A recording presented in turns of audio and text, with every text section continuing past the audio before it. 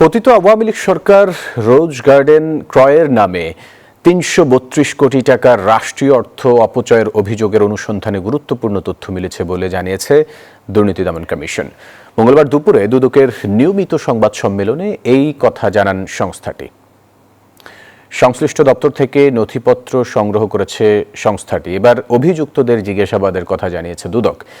এদিকে ২০২৩ সালের ২রা সেপ্টেম্বর হযরত শাহজালাল আন্তর্জাতিক বিমানবন্দরের কাস্টমস হাউসের গুদাম থেকে ৫৫ কেজির বেশি সোনা চুরির ঘটনায় অনুসন্ধান করছে দুদক।